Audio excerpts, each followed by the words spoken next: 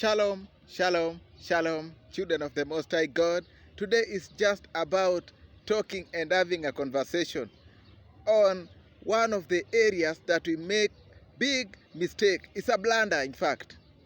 You'll get some time, especially people of the bottom of the pyramid, or people who are not fortunate enough in life, and also the Generation Z, and also some of the millennials, they have this challenge. And this is what we need to rectify. This is what we need to cure in our societies. This is exactly the right thing to do.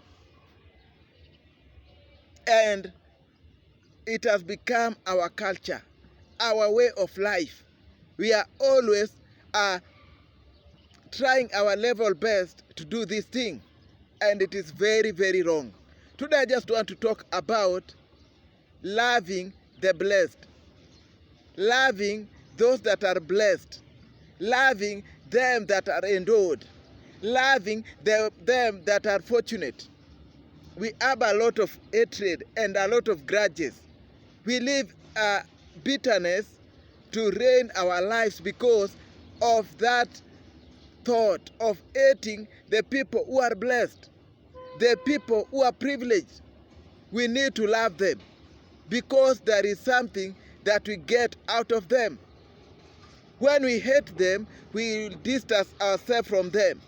When we hate them, we try to elude or avoid them. Yet, there is something that God has placed in their hearts for them, for us to benefit. You have to love them. People you see prospering, you need to find a way of connecting to them. People you see are in another level, you need to find a way of joining them. And life is about what you can say collecting talents. We are in this life, try to network and to leverage and to make linkages with the talents that will help us to be the best versions of ourselves.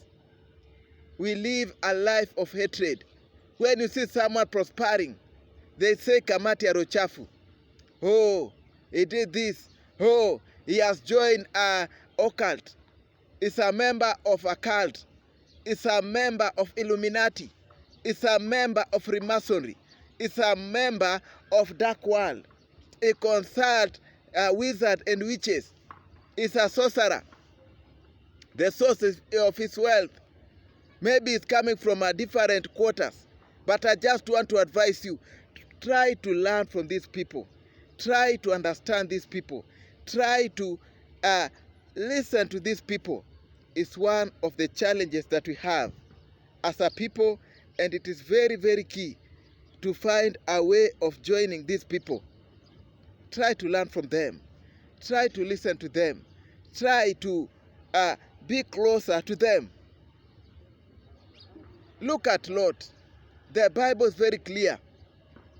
Lot was blessed because he was near Abraham. Look at another man called Laban.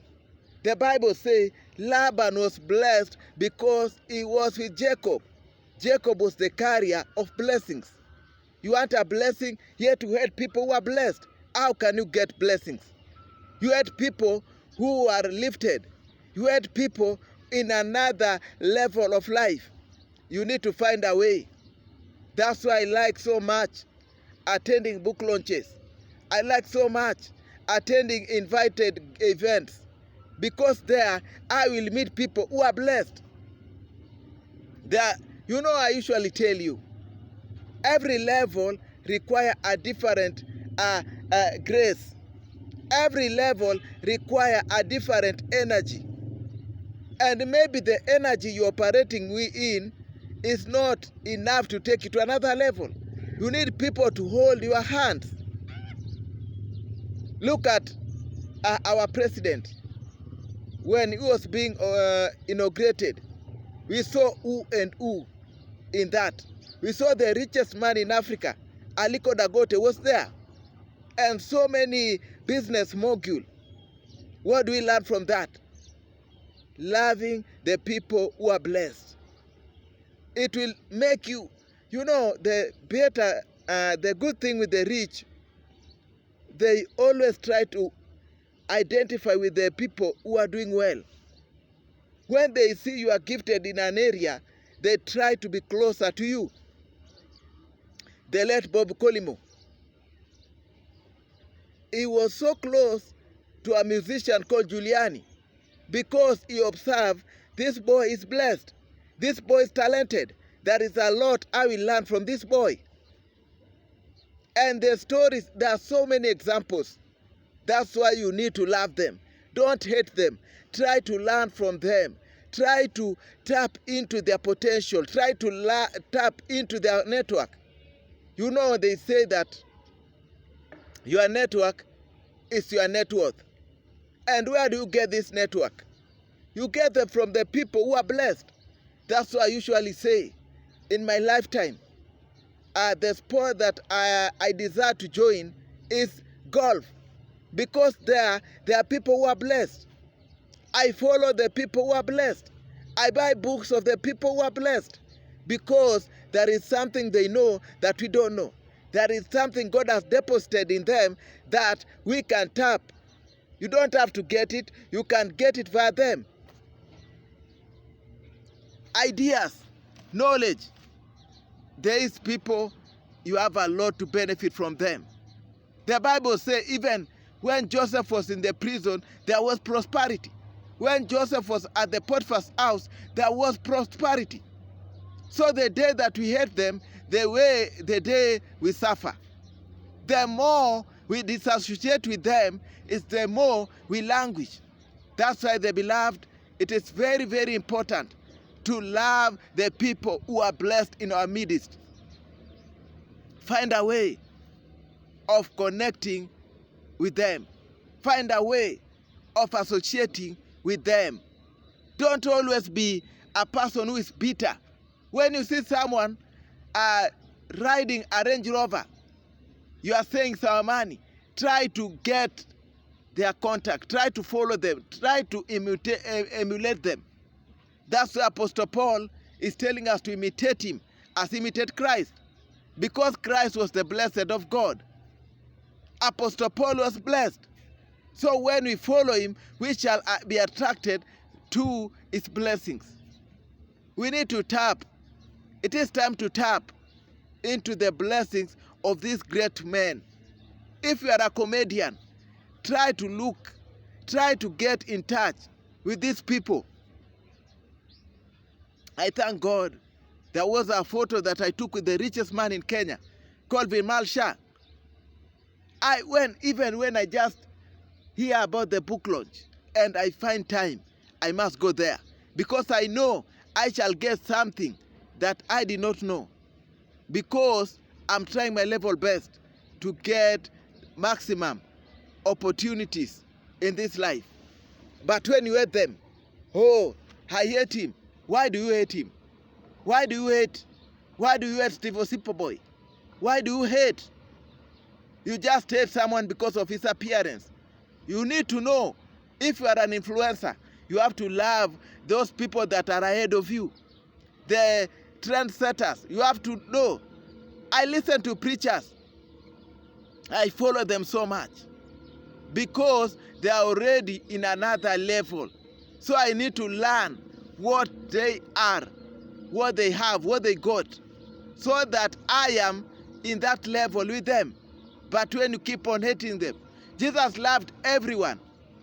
Look at the people that Jesus associated with. Jesus was a friend to Lazarus. Who was Lazarus? Lazarus was blessed financially. Martha, Mary, the sister of Lazarus. In fact, Mary Magdalene was one of the financiers of Jesus' ministry. Joanne, Suzanne, these were women who were endowed with finances. But if Jesus hated them, they could not render their finances to Jesus' ministry. You have to love people.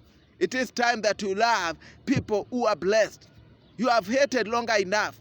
Say enough is enough. I shall not continue with this trajectory. I shall love people who are blessed.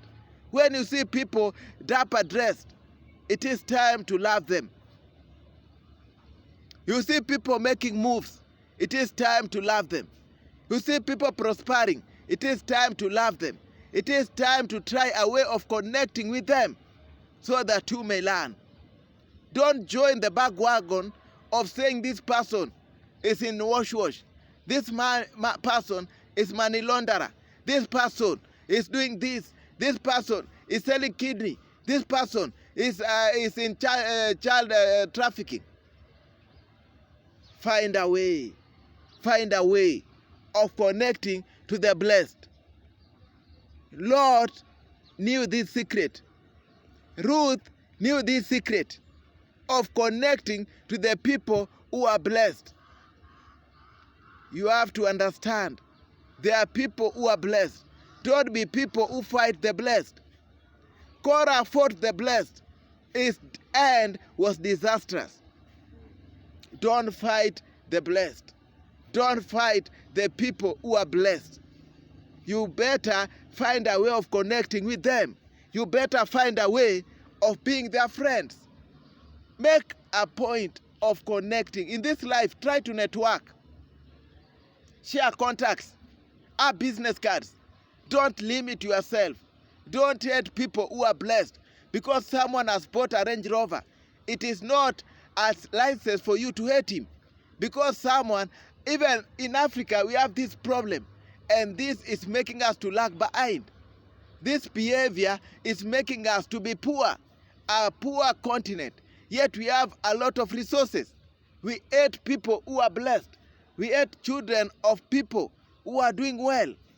When someone graduates, you go ahead and bewitch him. Rather than thanking God and telling God, the God who blessed him, may you visit us. So children of the Most High God, it is very, very important to love the people who are blessed, to love the people who are uplifted, to love the people who are in a higher status. Because it shows that you appreciate, and God will also do that to you. You have to bless those who are blessed. That's why the Bible says that God will bless those who bless you. So when you bless them that are blessed, God continue to make that flow. Continue to ensure that reservoir never dry because you love the blessed. Don't hate people who are blessed. When your friends are married, you have to thank God for them. You have to love them so that that spirit, that anointing of marriage can come to you. When you see people opening companies, don't be envious of them, but love them so that they will help you to understand. Sometimes people ask me, why is it that I like offering motivational talks? Because I also receive from the people who are blessed. I also get insights. I also connect with them. So I share what I get from them that are highly blessed.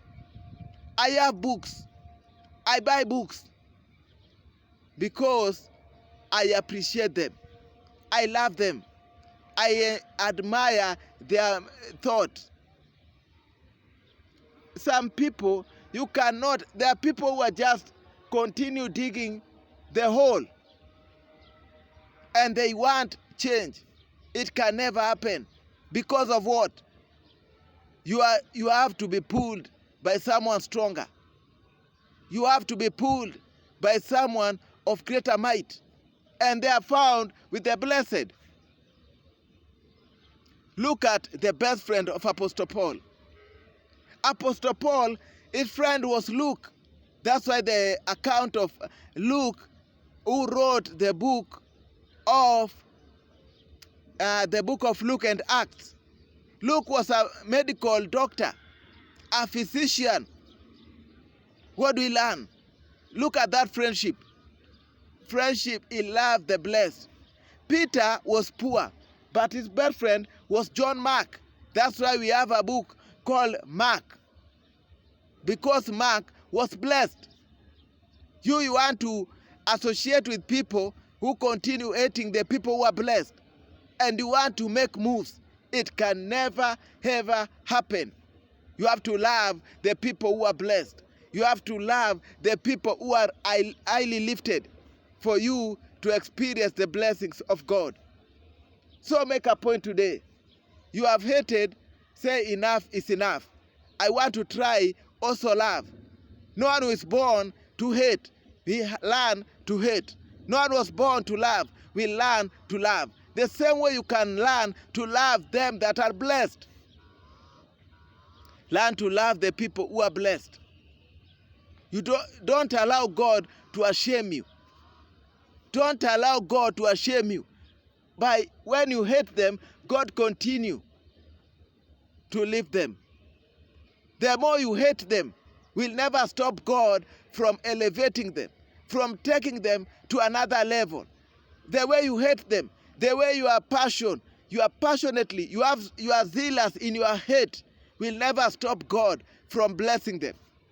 We can learn from a man called Balaam. Balaam was a prophet, and Balak was a king. So this king hired the services of Balaam to do what? To curse the children of Israel. What was happening? God was blessing the children of Israel. The more they curse, the more they hate, the more God blesses them. Until it reached a point that the man could not curse them anymore. Because the more it became an exercise in futility. Zero work. The more you hate the people who are blessed, it's the more God blesses them. Continue to love them. Continue to love them. God was blessing the children of Israel. The king Balaam was so angered. What is happening? Why is it that I send you to curse them, but they are more blessed?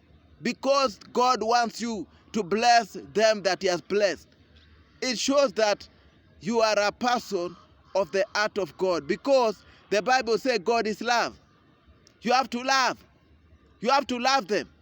Even the people you hate, you refer to them as enemy. Jesus said, love your enemies. If you love only your friends, what do? Even pagans do the same. Love the people. You are in the church. You see someone elevated. You see someone empowered. Don't be angered. Someone asks you for assistance who is blessed. Don't withhold your help from them. Someone asks you direction. Don't withhold your help from them. There are people who are blessed because of loving the blessed. There are people driving vehicles they never bought because of what? Because of loving the blessed. There are people getting tenders that they did not even know how to apply because they love the blessed. I have a good friend of mine who was a watchman in one of the estates in this city. But the man is now selling houses. The man is in the real estate. Every time is involved in multi-million businesses. Yet the man was just a gatekeeper. What happened to this man? The man loved them that are living in that estate. The man was not envious. The man was accommodative. The man was approachable. And these people, they started teaching him that trade of selling houses. And now the man is very wealthy.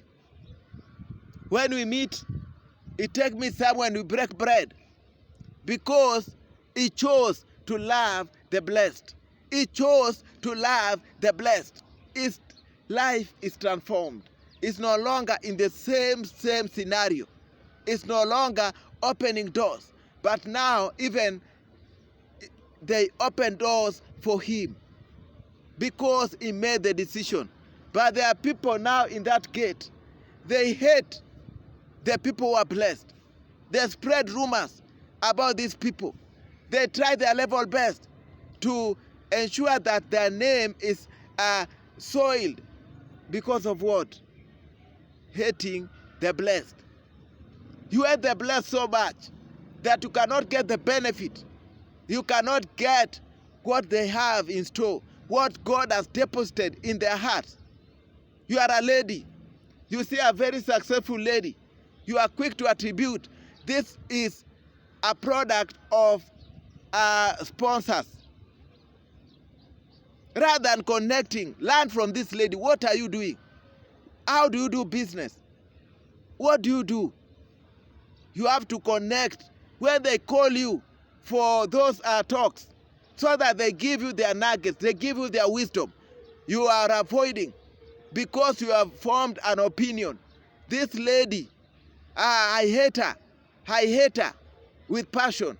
But if you attend to such meetings, they will tell you, I do this like this. I know this and these people. I know this and this. I can connect you to my networks. And some of you, maybe you are jobless because of hating the blessed. Some of you, you are suffering because you hate the blessed. Some of you, you are on stone because you hate the blessed. In those stories, in those places that people chew Jabba, they call base of Jabba. What is happening there? In our school, there is a base not far from our school. So when I pass there, I hear conversation. Many a time is about hate, how they hate the rich, how they speak bad about the rich, how they say how they are smuggling drugs. Do you have any evidence? Do you have any evidence? Or it's just hate for the sake of hating? Today, beloved, learn to love the people who are blessed. The preachers who are blessed, make sure you follow them, so that you may learn how do they do this thing. How are they making their ministry to thrive? How do they make the work of God to be efficient?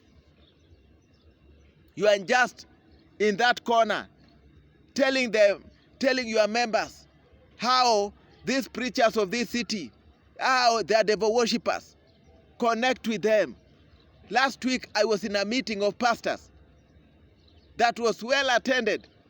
I chose to attend that meeting because from that meeting I shall learn something. But there are preachers who cannot attend such meeting out of hate. Out of hate. And from that, your life will never be the same again. So make a deliberate decision today. Don't hate anyone who is above you. Don't hate anyone who is making moves. Don't hate anyone who is above you. Be like the apostles. John is writing to Gaius. Who was Gaius? Gaius was a blessed man. Paul is writing to Philemon. Who was Philemon? Philemon is a blessed man. A rich man. Because he is blessed. That's why Apostle Paul is connecting with them. That's why Apostle Paul's ministry was made possible, because he loved the people who are blessed. Jesus, look at the friends of Jesus. Even they say Jesus is a friend of sinners, because Jesus' company, there is tax collectors. Tax collectors add money. Matthew, a friend of Jesus.